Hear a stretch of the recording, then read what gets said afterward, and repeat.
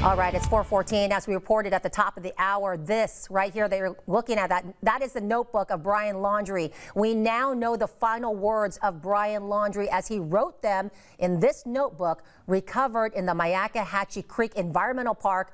Laundrie admitting he ended his fiancee, Gabby Petito's life, and that it was actually what she wanted. He was helping her put her out of her misery after an injury. ABC 7 taking a deeper dive into this case. We are continuing our coverage and bringing in our own law enforcement expert to discuss. Joining us now is Stephen Moyer, former Deputy Chief of Sarasota Police. And Stephen, we know Brian Laundrie wrote in his notebook, he killed Gabby. He helped her end her life because he said she was suffering, and according to this notebook and according to what he wrote, he basically was putting her out of her misery, trying to help her out.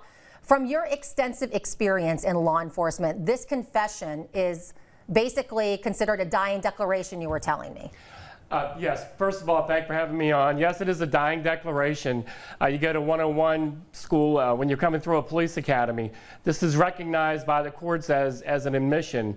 A lot of people, whether they're dying of cancer or natural death, or in this case, an obvious suicide, he did make this admission, and it is a dying declaration that is recognized by the courts. Well, when you say declaration, that makes it sound official, like that's what we're going with. But just because people write it, in my opinion, doesn't mean that it's always the truth. Should people really take this as the truth? Is law enforcement just going to say that's what he wrote and this is the truth? When you go back, I've always said follow the facts.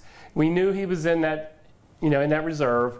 And law enforcement at the time made a point to say there was a notebook that was found. And that's why we're here today talking about what's in the notebook. There's several pages in there, and he does admit to killing her. Does that, as law enforcement, does that sound right to you? I mean, you would think if somebody was hurt and they're injured, wouldn't you take them to the emergency room or get some medical help instead of just, why is killing them the first option here? No, absolutely. I mean, Brian murdered her. No more discussion. He murdered her. He's admitted to it. It's a horrible case. My heart goes out to the Petito family. And at the same time, law enforcement has to, close this case and make sure they do not leave any stone unturned. What else do you think we're going to learn in the months to come after this big reveal? I mean, you have the civil case that'll drag on through the courts for years, which is agonizing, to the families.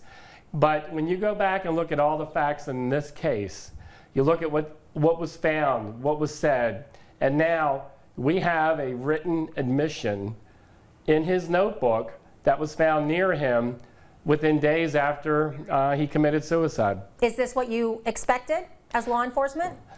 I mean, anytime anybody leaves a notebook or an admission back, you have to look at it, and most of the time it is very accurate. So this will help this case move forward. All right, thank you. Former Deputy Chief of Sarasota Police, Stephen Moyer, and our law enforcement expert. We always thank you for your expertise and your insight, helping us figure all of this out. Thank you for joining us today. No, thank you. All right, so coming up next on ABC